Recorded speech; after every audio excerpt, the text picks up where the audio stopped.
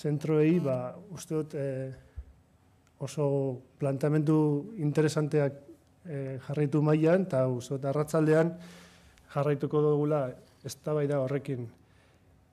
Las sesiones que vamos a tratar hoy son como una continuación de unas jornadas que hemos mantenido en la universidad, pero que ahora lo vamos a plantear de alguna forma pública, desde otra perspectiva, pero similar seguramente en cuanto a temáticas y a enfoques. El título principal de Libertad de Circulación va a incluir también las alternativas a los centros de internamiento y seguramente pues bueno, las temáticas serán similares. En cuanto a libertad de circulación, que es el tema principal de esta mesa, luego la siguiente mesa que va a coordinar Miquel va a ser sobre alternativas a los centros de internamiento. En cuanto a libertad de circulación, creo que es necesario decir que, aunque parezca una reivindicación utópica de movimientos sociales y de algunos ultraliberales como Vargas Llosa, por ejemplo, creo que es un elemento casi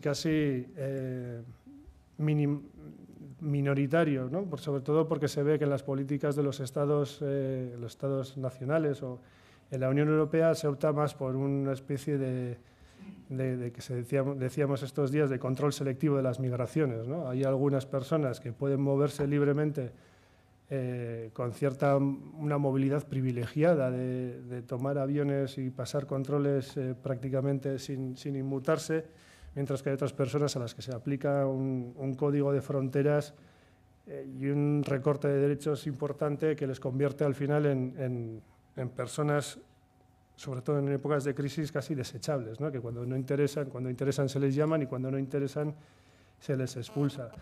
En esta mesa vamos a tener 3 intervenciones desde planos, yo diría, distintos pero complementarios.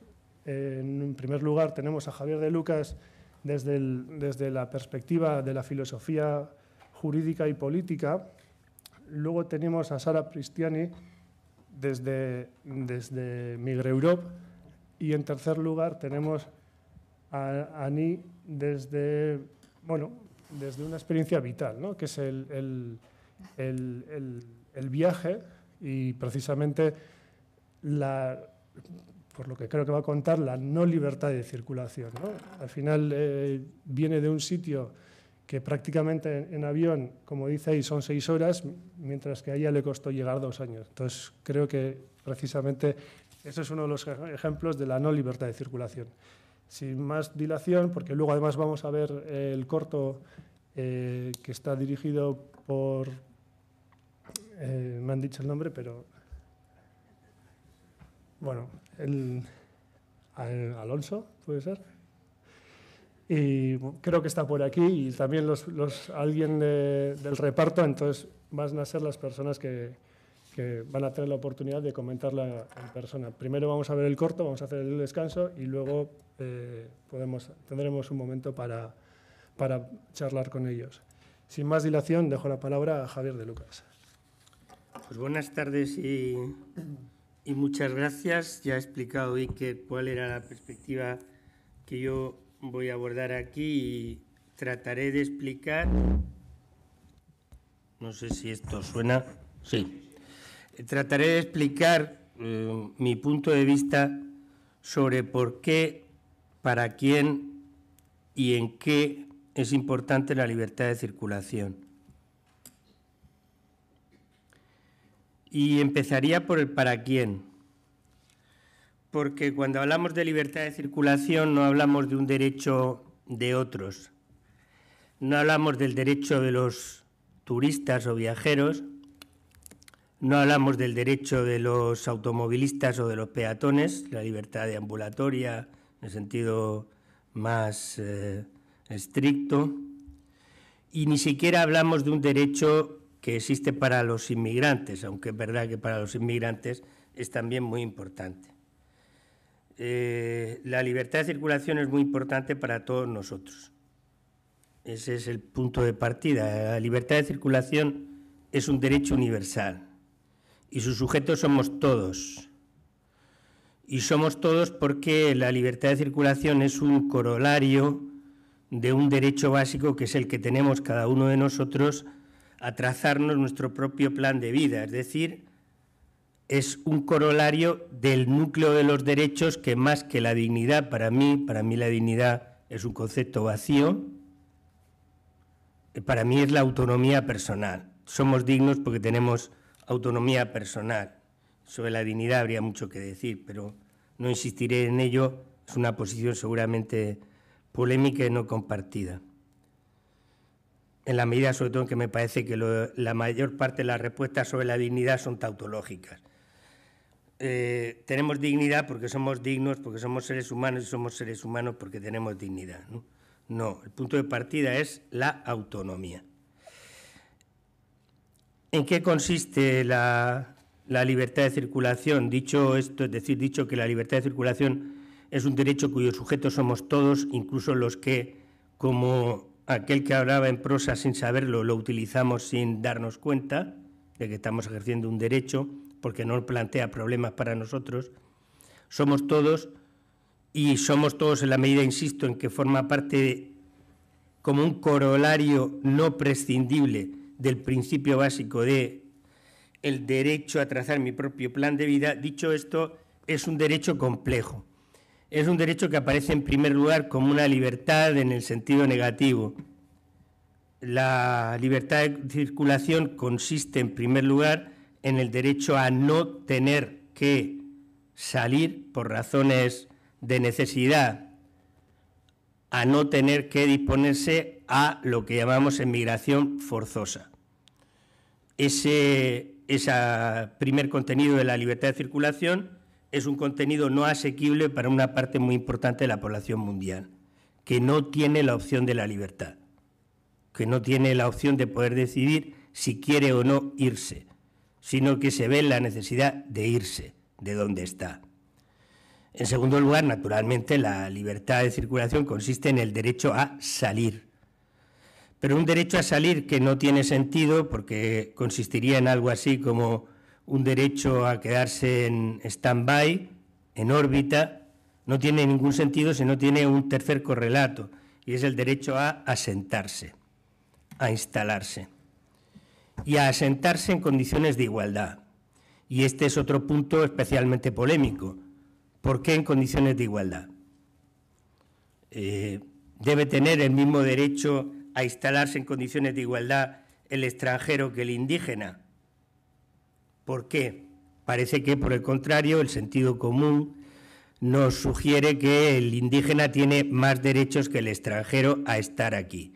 Y, sin embargo, yo no encuentro razones justificativas que sostengan esta segunda posición. ¿Por qué? ¿Porque estábamos antes? ¿Porque no nos equivocamos al nacer en un sitio equivocado? ¿Porque la vida es así? No hay ninguna razón para mí que justifique que en materia de derechos fundamentales los que nacimos aquí, los indígenas, debamos tener más derechos que los que llegan después, sean estos nuestros hijos o hijos de terceros. Por lo tanto, esos tres principios me parecen clave: libertad de circulación, derecho de instalación e igualdad de derechos. Comúnmente, y este es el segundo punto que quería tocar, comúnmente se sostiene que en torno a la libertad de circulación se enfrentan dos principios asimétricos. El derecho de salir, que nadie discute, sobre todo aquellos que, cuando este derecho se configuró, lo que querían es poner el dedo en el ojo de aquellos estados que no dejaban salir a sus nacionales, y el derecho de entrar. Y en este segundo punto se dice no es el derecho de entrar, son los controles de frontera, es decir, una capacidad básica del contenido de soberanía de todos los estados.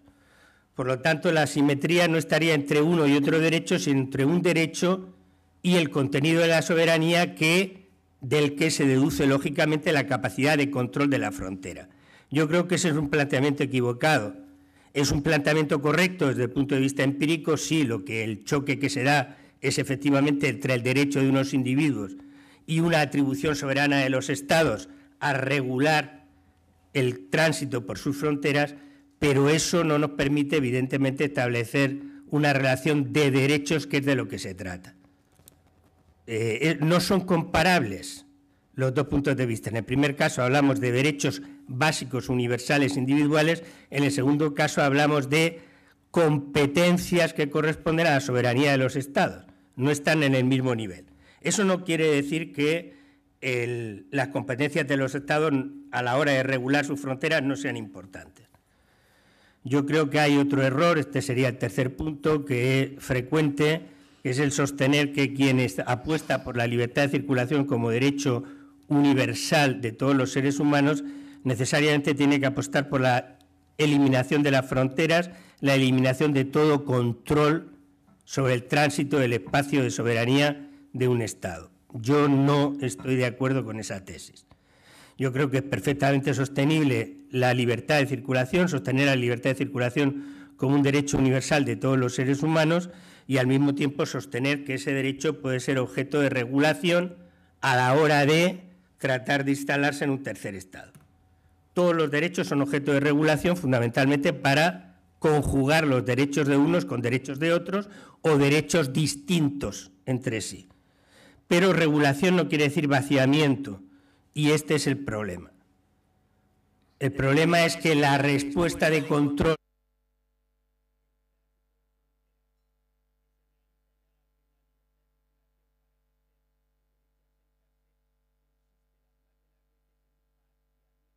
de ese derecho, en una supeditación de ese derecho a términos tales que el sujeto del derecho queda vaciado de la capacidad, del contenido esencial de ejercicio de ese derecho. Y eso se produce no solo en relación con las fronteras exteriores, sino con otro tipo de fronteras de las que obviamente no voy a hablar aquí, pero que convendría tener en cuenta.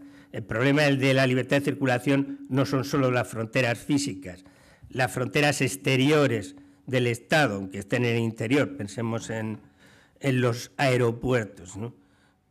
Hay otras fronteras, insisto, las fronteras interiores, las fronteras técnicas, que son tan importantes como esas o no.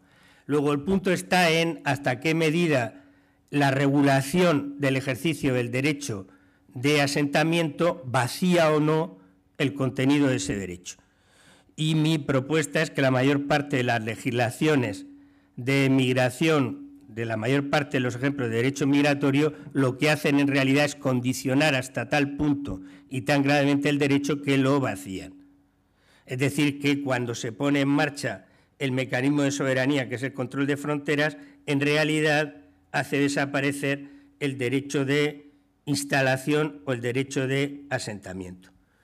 O bien crea, y esto es una tesis que ustedes pueden constatar leyendo los desarrollos de los derechos de extranjería en la parte en que esos derechos atienden a la instalación en su territorio, o bien crean una suerte de espacios de no derecho o de infraderecho dirigidos exclusivamente a dificultar, condicionar y hasta tal punto restringir el derecho de instalación que consigan el efecto de disuadir de la instalación estable. Porque en el fondo el argumento que hay detrás es una concepción instrumentalista que se dirige en este caso no a todos los que ejercen el derecho de instalación, sino a aquellos que hemos creado como los únicos sujetos en nuestra representación de ese derecho, que son los inmigrantes, y muy concretamente los inmigrantes extracomunitarios, y toda nuestra construcción consiste en tratar de que esos inmigrantes no se instalen, no lleguen a dejar de ser inmigrantes, sino que se mantengan aquí como sujetos transitorios que van a tener que volver, impidiéndoles, por lo tanto, el objetivo del asentamiento. A esos efectos, por supuesto, como saben ustedes, la mayor parte de los derechos de inmigración en el sector que llamamos derecho de extranjería procede mediante una fragmentación de derechos o un vaciamiento del contenido de los derechos, en cualquier caso, mediante el principio básico de discriminación. Discriminación respecto a los derechos que se reconoce y discriminación más fuerte porque hay bloques de derechos que no se reconocen. Así no se reconoce el derecho a la salud en condiciones de igualdad, sino solo el derecho a algunas prestaciones sanitarias. Y evidentemente no a todos los inmigrantes. Cuando coincide o cuando se trata de ese tipo de inmigrantes que llamamos irregulares, recuerdo, no son criminales, son sujetos que en todo caso han cometido una falta administrativa y no necesariamente de entrada se puede uno convertir en irregular habiendo sido irregular. Entonces, en lugar de reconocerle el derecho a la salud, le reconocemos solo algunas prestaciones de emergencia o de urgencia y si no recuerdan de qué, no conectan de qué estoy hablando, pues léanse el decreto de 2012 que entró en vigor en el mes de septiembre y que ha privado del contenido, de una parte importantísima del contenido básico, el derecho a la salud a los inmigrantes irregulares, no solo a ellos. Lo mismo sucede en educación, lo mismo sucede con la tutela judicial efectiva, lo mismo sucede con el derecho a la unidad familiar. Creamos entonces unos instrumentos jurídicos cuyo objetivo, insisto, es disuadir del derecho al asentamiento, vaciando o restringiendo enormemente su contenido. Por eso, para mí, la libertad de circulación exigiría el reconocimiento, como digo, de la igualdad de los derechos desde la afirmación básica de que se trata de un derecho universal. No me parece una reivindicación utópica. Esta caracterización de derecho a la libertad de circulación es cierto que no está completamente en el artículo 13 de la Declaración Universal de Derechos Humanos, ni tampoco en su traducción en el artículo correspondiente de los pactos del 66, ni tampoco en buena parte de los instrumentos jurídicos que han desarrollado ese derecho, algunas veces desde perspectiva parcial, como lo hace la Convención de 1990 de Trabajadores Inmigrantes y sus familias. Es verdad, pero en todas las cláusulas en las que se habla de que, así como el derecho de migración es un derecho aparentemente libre, sin restricciones, lo que no es verdad, el derecho de inmigración es más bien una situación de control, o es examinado desde la perspectiva de situación de control de la frontera por el Estado. En todos esos artículos se añade una cláusula que específicamente precisa que la regulación que corresponde a los Estados y que es legítima por parte de los Estados no puede consistir en ese vaciamiento del contenido esencial. Y déjenme que añada una razón más a favor de la regulación de ese derecho en términos de igualdad. En un mundo como el nuestro, la movilidad es un recurso para sobrevivir, quizá más que en ningún otro momento en la historia. Negar esa movilidad y negar el asentamiento, el derecho al asentamiento, en negar esa movilidad, es discriminar sin necesidad y sin proporción. Y a mi juicio el problema de la regulación actual del derecho de asentamiento, nunca enunciado como tal, sino enunciado como situación de tránsito de frontera regulada por el Estado, es esa, que las restricciones no se apoyan en causas de necesidad ni guardan una medida de proporción. Es más, se ejercen más duramente, más desproporcionadamente con aquellos sectores de la población para los que ese derecho de asentamiento es más necesario. Son precisamente quienes necesitan más del reconocimiento y garantía de ese derecho quienes ven más restringido ese derecho. Por lo tanto, la regulación de ese derecho en términos de discriminación injustificada por falta de proporcionalidad y necesidad me parece que es una razón para impugnar esos modelos regulatorios que en el fondo tienen como objetivo extranjerizar en el sentido de hacer imposible el desarrollo del derecho de instalación. Es por eso por lo que me parece que buena parte de las legislaciones de extranjería como la nuestra, y no hablo ya de otros efectos perversos del cierre de fronteras, el atentado que supone desde el punto de vista del Estado de Derecho o de la igualdad de los derechos, lo acabo de mencionar. Desde el punto de vista de la democracia, en cuanto crea espacios vacíos de ley, me parece gravísimo, pero el coste en vidas humanas es simplemente un argumento injustificable. no hay justificación para dejar de reconocer el derecho a la libertad de circulación como un derecho universal, real, no como una utopía, no como un ideal moral. Muchas gracias. Muchas gracias, Javier. A continuación hablará, como he dicho, Sara Prestiani. Muchas gracias. Entonces, yo represento aquí la red Migrorop, que es una red de más de 40 asociaciones de 17 países de Europa y África y Medio Oriente, y más o menos 30 miembros individuales. Las actividades de la red de Migrorop se pueden analizar en un conjunto en un proyecto que se llama Observatorio de Frontera.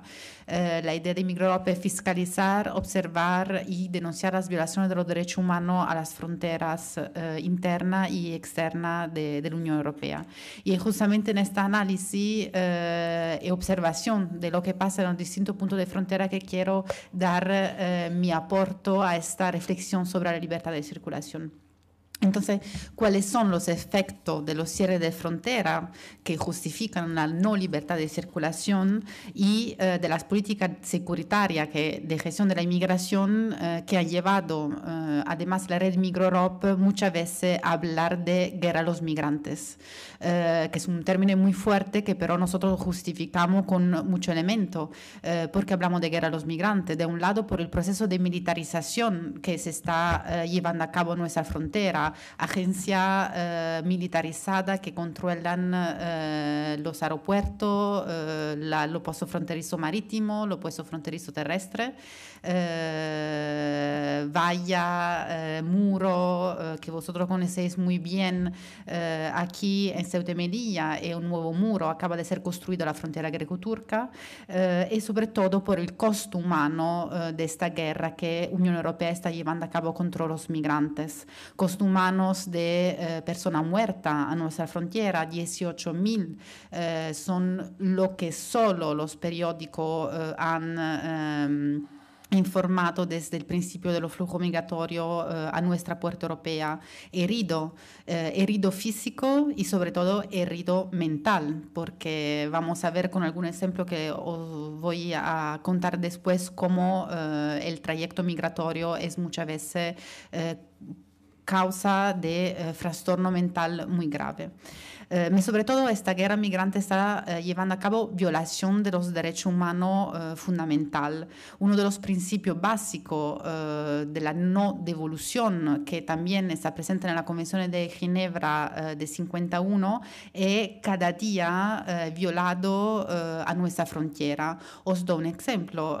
En estos días, ayer, cientos de migrantes han intentado de saltar la valla de Melilla. Algunos han conseguido llegar en el territorio español, otros de manera completamente ilegal han sido trasladados al territorio marroquí y, por supuesto, han subido violencia física. Cada día aquí personas de Ceuta pueden contar mejor que mí, barquitos de migrantes que se acercan a la costa de Ceuta, Guardia Civil lo coge y lo lleva otra vez a territorio marroquí. Todas las personas tienen el derecho de entrar en territorio, solicitar el asilo, y la Convención de Ginebra dice que esas personas no pueden ser devueltas. Ahora yo me pido, como Guardia Civil, en 5 minutos en medio al mar, puede saber si son solicitantes de asilo o no y devolverlo así de manera ilegal a territorio marroquí. Otra herramienta llave de estas políticas de cierres de frontera, se hablará más en la mesa redonda de después, pero quiero tomar 5 minutos porque es una de las temáticas en la cual Migrorop trabaja más, son los centros de internamiento. En estos lugares que todo el mundo dice son muy poco eficaces porque la media europea es de 50% de las personas detenidas son después expulsadas de verdad, hemos discutido esta mañana, son herramientas de disuasión y criminalización de la migración. Pero hablamos de personas, entonces estamos hablando de personas, por ejemplo en Italia, que en nombre de esta política de disuasión son detenidos por 18 meses. Eso significa que migrantes, tomo un ejemplo del año pasado, tunisinos, que han salido de su país, han cogido un barco, han atravesado el mar con todos los horrores que puede significar atravesar el mar Mediterráneo, han llegado a la isla de Lampedusa, han sido detenidos por un mes de manera frontera, ahí también ilegal, porque en Lampedusa no está un juez que puede notificar la detención, y después de estos meses en el centro de internamiento de Lampedusa, bueno, centro de primero soccorso, como es llamado, de Lampedusa, donde pero no pueden salir, son trasladados por 18 meses en vista de su expulsión a su país de origen en un centro de internamiento. Bueno, esos son efectos sobre vidas humanas que me parecen muy clave cuando un año y medio he pasado en un lugar de no derecho con todo lo que se conlleva. Entonces, frente a esas violaciones, os puedo dar solo algún ejemplo, por una reflexión sobre la libertad de circulación me pido, ¿es que toda esta medida justifican política de cierre de frontera? Porque los Estados europeos dicen, hacemos esto para parar la inmigración. Quiero dar un ejemplo concreto para que juntos podemos reflexionar si estas políticas de cierre de fronteras son verdaderamente eficaces. Empezamos en 2004, los migrantes para llegar al territorio de España, por la mayoría cogían el estrecho de Gibraltar, entonces eran algunas horas de atravesada y llegaban al estrecho de Gibraltar. En 2005 el gobierno español paga el sistema OSIVE, sistema de control de radar para ver lo que cruzan el estrecho, y a empezar del 2005 los migrantes cambian ruta y empiezan a pasar por las vallas de Ceuta y Melilla, lo que se ha llamado en muchos medios de comunicación la avalancha de migrantes que llegaban a Ceuta y Melilla. En 2006, después que 20 migrantes han muerto bajo tiro, no se sabe aún bien si español o marroquí, el gobierno español paga un trabajo de construcción de las fronteras que sube de 3 metros y llega a 6 metros de valla, que con otro medio de control hacen que el pasaje por este punto es mucho más difícil. Además que bloquean todo tránsito de Ceuta y Melilla hacia las penínsulas, entonces esos puntos de pasaje empieza a ser muy difícil. Es así que los migrantes bajan e empiezan a tomar la ruta de las Canarias, desde Mauritania, desde Senegal, los cayucos salen y llegan a la isla de la Canaria. Todo el mundo sabe también la tragedia humana que ha significado en estos años 2006-2007 y el gobierno español, con un acuerdo bilateral con Mauritania y Senegal bajo financiamiento de la Unión Europea, pone la agencia Frontex a la salida entonces a Dakar y a San Luis y Mauritania. Y ahí salen los comunicados de prensa. Si miráis la página web de la operación ERA de Frontex, se dicen el más grande suceso, éxito de las políticas de gestión de la migración es las operaciones ERA. No más migrantes salen hacia Canarias. Si miramos el gobierno español, dice que ha ganado la lucha contra la inmigración clandestina. Ahora, para comprender si de verdad esas políticas de cierre de frontera es realista, tenemos que imaginar que no más senegaleses salen de su territorio. Es muy simple. Ahora vamos a Tánger y nos damos cuenta que la mayoría de los migrantes que están cogiendo los barcos, y muchos de ellos están muriendo en el estrecho, son senegaleses. Hace 2 semanas estaba en Níger y me he dado cuenta que la tercera población de migrantes que transitan por estas fronteras son senegaleses. Entonces, mi conclusión es decir que no, estas políticas, estos medios, esas guerras que se están llevando a nuestra frontera no paran la inmigración, pero tienen como efecto principal la de transformar la ruta para que sean más larga. Entonces, llegar a Europa, que podría ser en 6 horas, por algunos es 2 años, 3 años, 5 meses, 6 meses, mucho más peligrosa. Os explico por qué, porque esos senegaleses que se encuentran en Níger ahora suben hacia Libia, a la frontera sur de Libia, que es una zona de no derecho, porque el gobierno líbico no consigue controlarlo, aunque era de no derecho también bajo Gaddafi. En todo caso es la tribu Tubú que está gestionando la migración en esta parte sur de Libia. Se practica el kidnapping, el secuestro de migrantes. Entonces migrantes son tomados, detenidos en casa, se pide dinero, tienen que llamar a su familia y si no le envían dinero hasta que no ese dinero no llega, no le dejan salir de esa casa. Estamos hablando de medio del desierto, 50 grados, violencia. Una vez que llegan a Ceba, que es la primera ciudad de Libia, otra vez son cogidos en zona de no derecho, entonces cualquier puede hacer lo que quiere de los migrantes y ahí también otro dinero que tiene que dar. Una vez llegada a Trípoli, trabajan algunos tiempos y el gobierno líbico, que es muy amigo ahora de Estados de Unión Europea, que les ha ayudado a liberarse, ha decidido de hacer la casa a los migrantes. Entonces lo coge, los detiene, más de 25 son los centros de internamiento presentes en el territorio líbico, donde se practica la tortura. Migra Europa ha hecho con la Federación Internacional de los Derechos Humanos una investigación sobre Libia. Hemos visitado centros de internamiento donde hemos visto migrantes que testimonian de práctica de tortura. En Níger, personas que hablan de personas que son matadas. Bueno, todo eso para decir es que cerrar esta grande victoria de la cual está hablando tanto Frontex como gobierno español es de verdad una victoria. Se puede justificar todos esos medios para este efecto, que simplemente son más lejos de nosotros, porque claro, ¿quién va a ver qué pasa en Níger? ¿Quién va a ver qué pasa en Libia? Pero sobre las vidas humanas los efectos son aún más trágicos. Si tomamos, porque eso no pasa solo en África, no quiero que se piense que pasa solo en África, tomamos muy rápidamente otro ejemplo con las fronteras de Marruecos, que era mucho controlada, y con lo que había pasado en Libia. El 2011 fue el año donde más migrantes pasaron por la frontera greco-turca. Ahí también, antes pasamos por la isla Egea, por el mar, luego han tenido que pasar por el río, porque se han empezado a hacer controles y se construye un muro, otro muro como la Valle de Melilla. Además que los españoles y los griegos parece que se han hablado para hacer un muro parecido, y ahora los migrantes son obligados a pasar por el río. Entonces, todo eso para hacer comprender cómo, de hecho, toda esta medida de cierre de frontera tiene como único efecto lo de hacer más difícil y traumatizar aún más y crear más muertos a nuestra puerta. Otro elemento, y sobre eso acabo porque me han dicho que tengo solo 3 minutos, pero era solo dar alguna pincelada para comprender un poco la paradoja de esta situación, es esta política de extremización. Entonces, esto, pedir a los países de frontera exterior de gestionar la frontera al lugar de Unión Europea es la creación de un nuevo concepto, el delito de inmigración clandestina. El artículo 13 de la Declaración de los Derechos Humanos habla de derecho a salir de su propio país.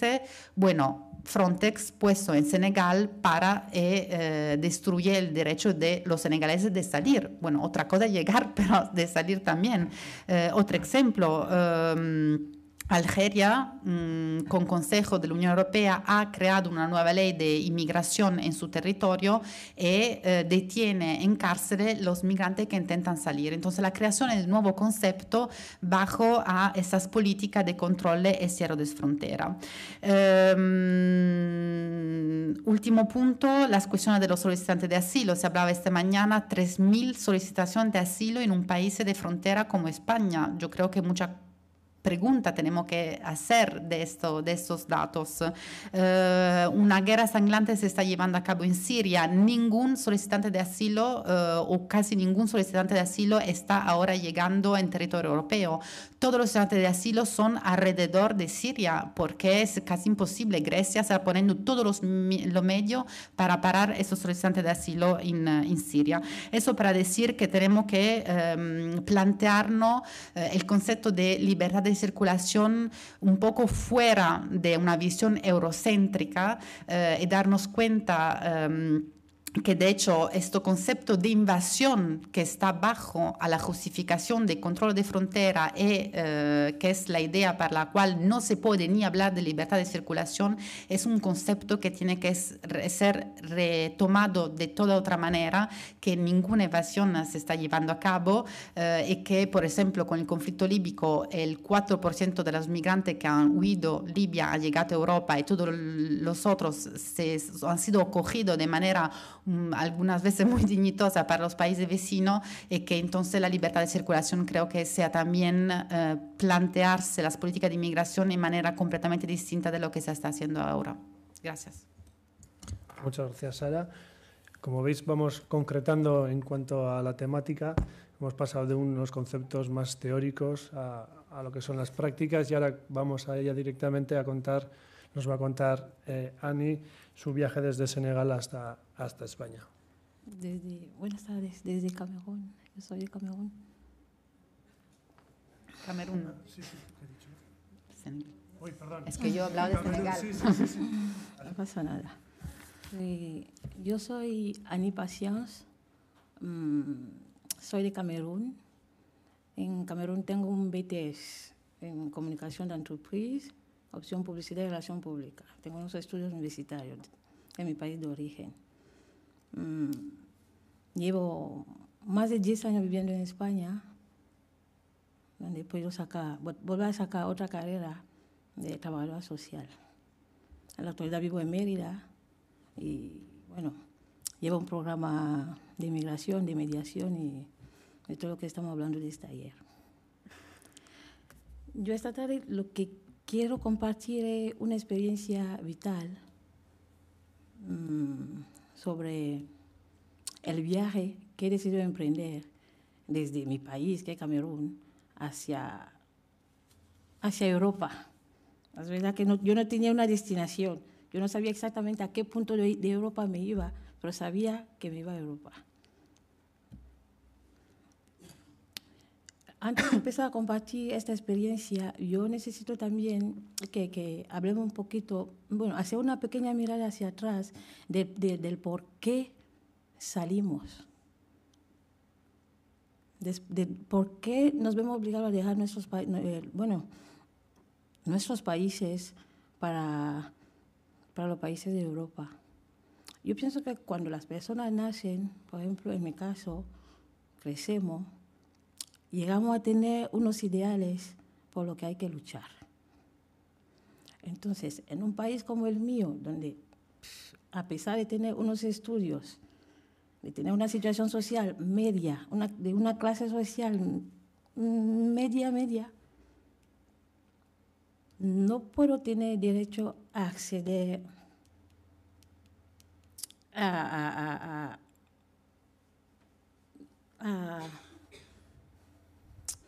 no puedo tener derecho a acceder, por ejemplo, no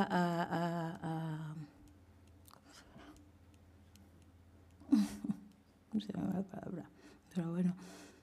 Es que lo que quiero decir es que las cosas están herméticamente cerradas, donde si naces pobre, muere pobre.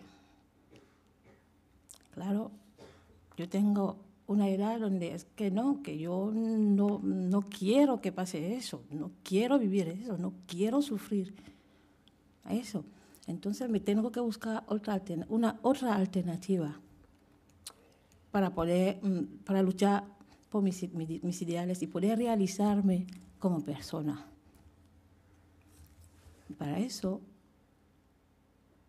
la única alternativa que me queda, por ejemplo, es emprender el viaje hacia el desierto.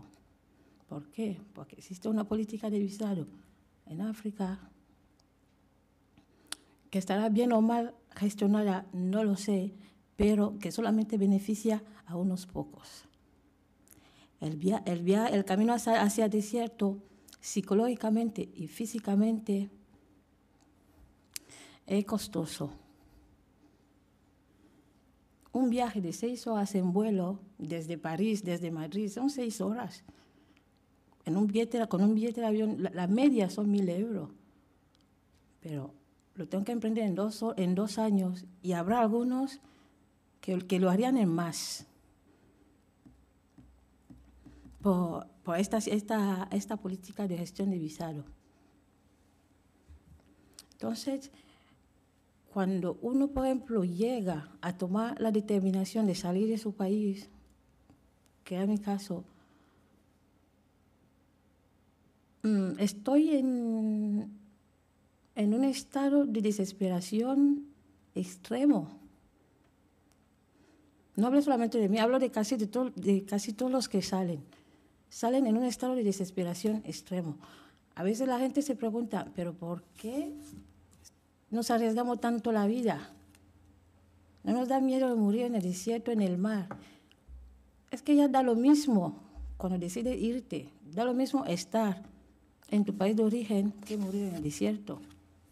Porque tú lo que quieres es intentarlo por lo menos, porque a intentarlo tiene esperanza de poder conseguir un futuro diferente, que será mejor o menos, pero siempre es diferente a la situación inicial en tu país.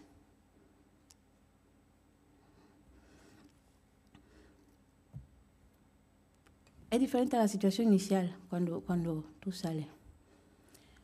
Ahora voy a hablar un poquito del camino. A ningún ser humano le gusta viajar en estas condiciones. A nadie, casi. Porque está obligado a viajar en condiciones difíciles, macabras, donde sufren todo tipo de abusos, de vejaciones durante el camino.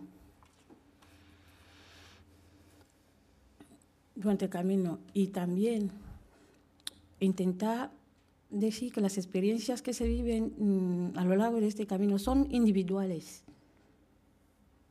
Sí, no es lo mismo un joven adolescente de 17, 18 que una persona adulta. Tampoco será lo mismo, no lo vive de la misma forma una mujer que viaja sola que la que viaja acompañada o la que viaja con sus hijos. Las realidades se viven de forma diferente. Tampoco es lo mismo una persona que viaja desde una red.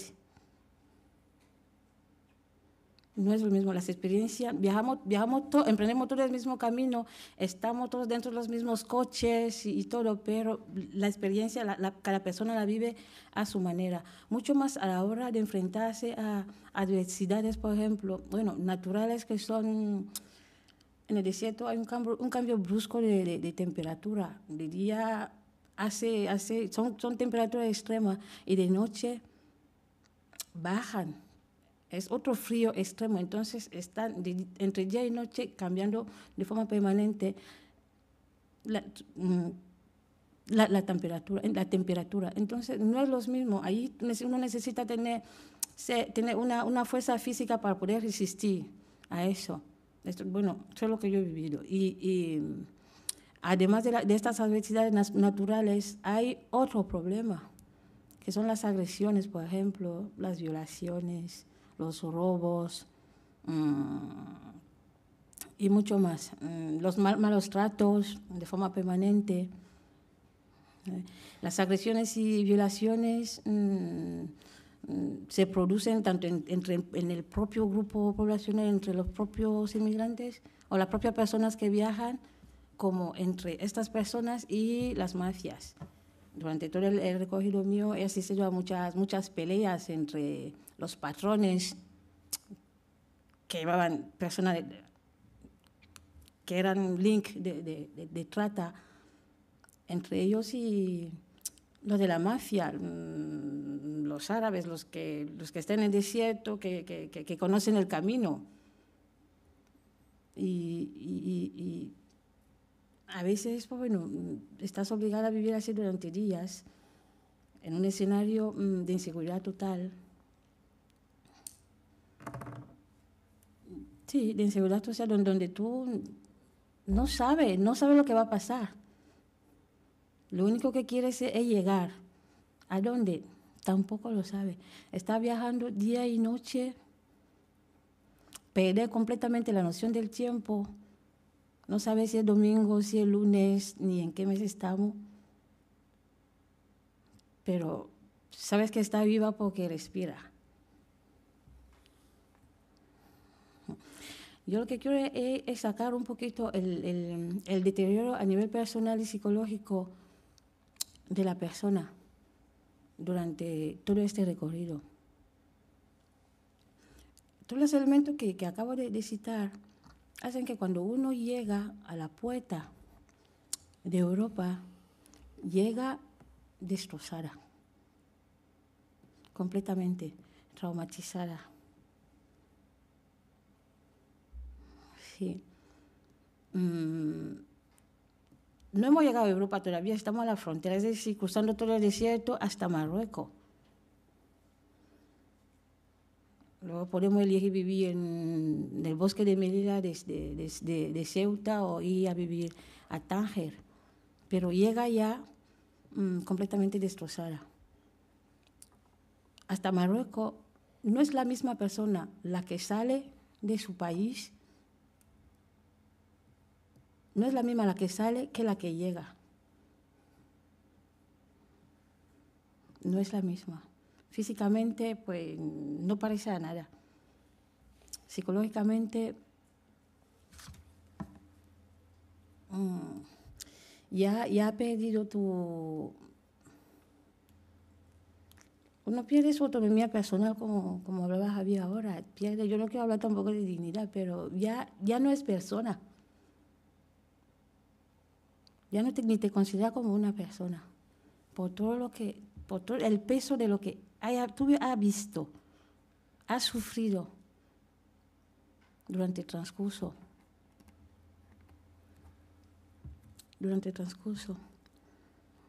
Pues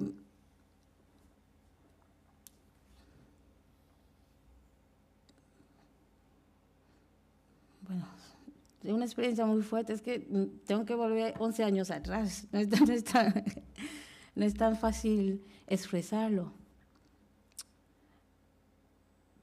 Pero también no todo es malo, porque durante este viaje se aprende mucho, muchísimo.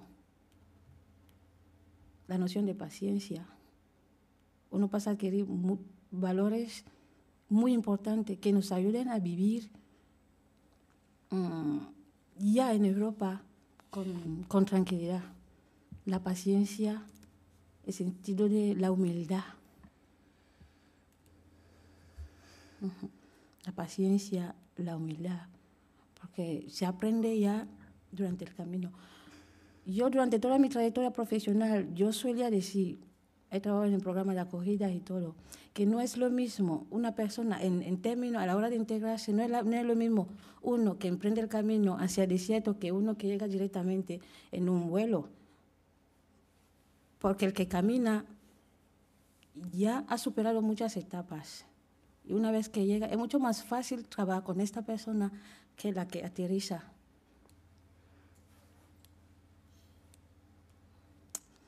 Sí, y pues bueno, habló un poquito de este sentimiento de frustración cuando llegamos a Europa. Estamos frustrados porque hay una parte de la realidad con la que no contemplamos durante el viaje. Por esto chocamos mucho con la realidad. Una vez que nos entramos en los CETIs, por ejemplo, en los centros de entrenamiento, centros de estancia temporal o en los programas de acogida y todo esto en la península, porque no se contempla, no es una parte de la realidad que uno no contempla hasta que no entra a Europa.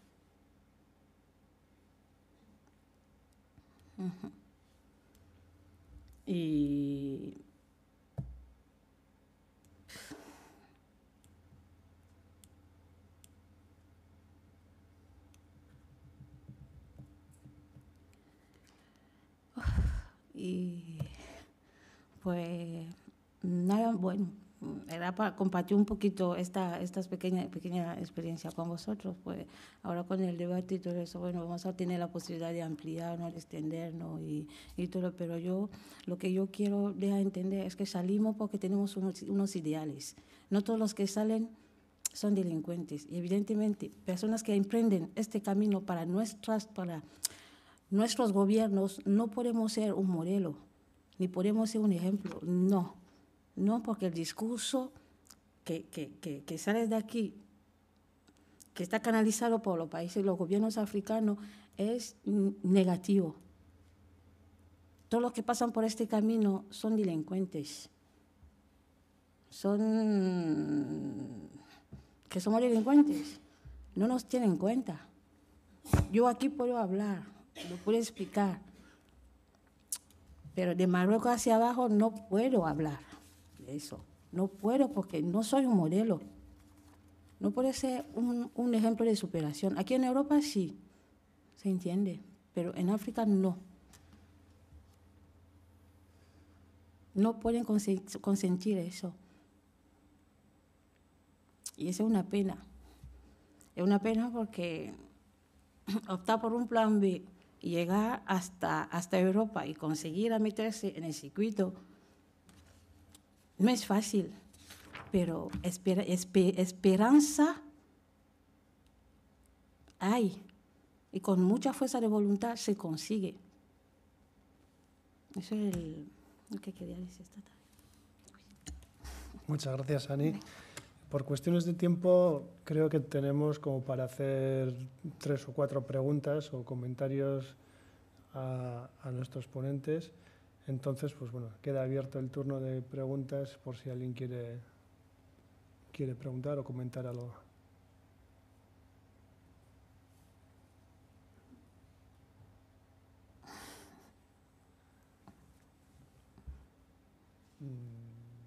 Ahí al fondo hay una pregunta. ¿La diferencia de género tiene mucho que ver para mal en el tránsito que dices tú, en el viaje o no?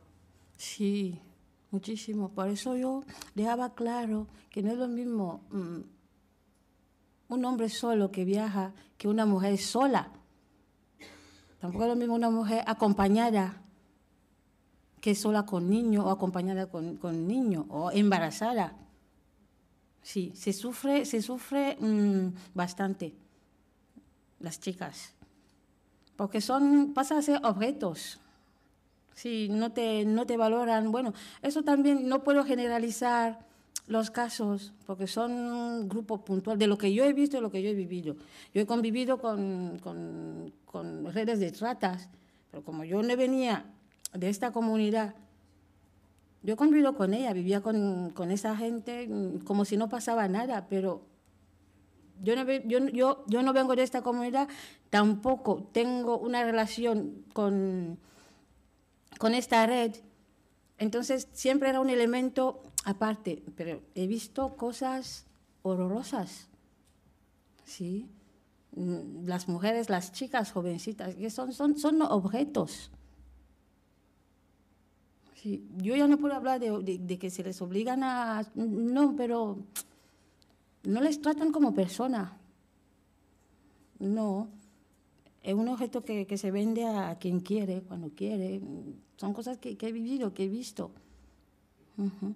Claro, al contrario, cuando una persona va acompañada, por ejemplo, de lo que yo he vivido, te sientes como un poquito como protegida, entre comillas. Será una mercancía, pero una mercancía intocable, más o menos. Disculpad los términos, pero es que ya no hay otro para expresar lo que he visto. Sí.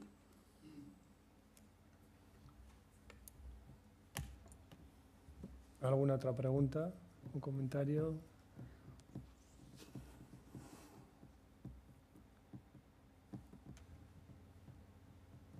Yo quería preguntar ya porque tengo el monopolio del micrófono, quería preguntar tanto a Javier como a Sara. Ambos habéis usado la palabra justificación para, en el caso de Javier, que no hay justificación para limitar la libertad de circulación, y en el caso de Sara, para la guerra al migrante para justificar parar la inmigración, ¿no?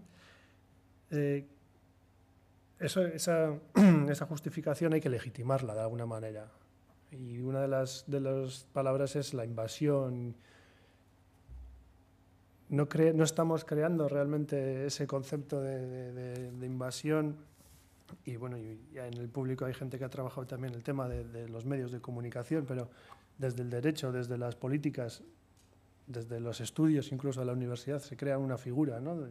¿Cuál es vuestra opinión en este sentido?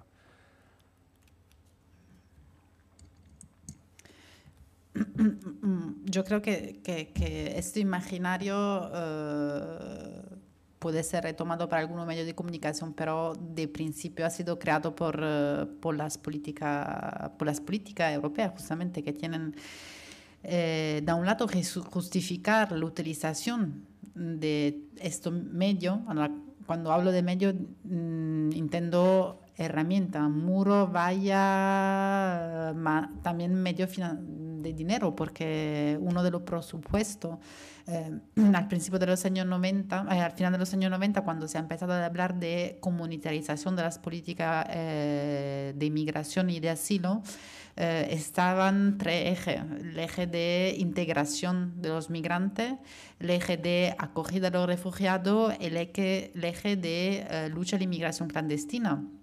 Si vemos ahora y queremos hacer un balance de política comunitaria, después de 10 años nos damos cuenta que el tercer eje, que tiene mucho más medio de financia, de fondo de la Unión Europea, de la Comisión Europea, y mucho más importancia a nivel político. Entonces, yo creo que algo que ha sido justificado, que se tenía que justificar frente a la población europea, y también esa instrumentalización hecha para hacer disuasión a los migrantes para que no vienen.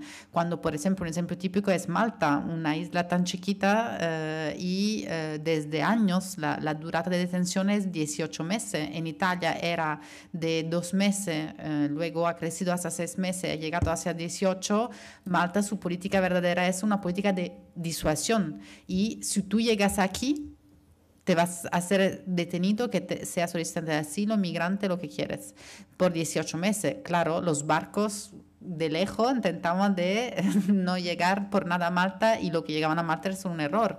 Entonces, eso es para decir que en alguna manera son políticas que tienen que ser justificadas frente a la población europea por la utilización de ese dinero de un lado, pero del otro lado la utilización de ese dinero y poner tan medio permite a las políticas europeas de justificar la criminalización. Y el imaginario, claro, es desarrollado en alguna manera para algunos medios de comunicación, pero como otro, pero yo creo que la origen verdadera son las políticas y la manera que tienen de justificar esta gestión de la migración y del asilo.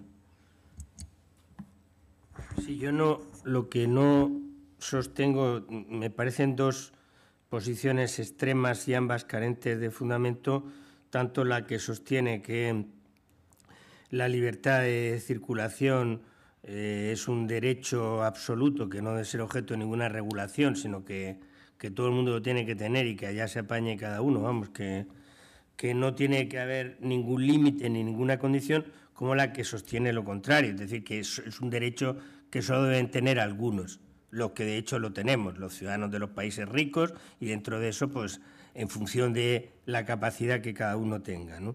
No, yo lo que sostengo es que hay que regular la libertad de circulación precisamente porque los derechos están garantizados en la medida en que están regulados, pero que esa regulación no puede tener como justificaciones malas razones. ¿Y qué malas razones son? El establecimiento de condiciones que desproveen de sentido a la libertad de circulación. Cuando uno va a regular el asentamiento, lo que hace es hacer imposible el asentamiento. Es una mala regulación, porque no son razones que justifican la regulación, son razones para desproveer de sentido al derecho.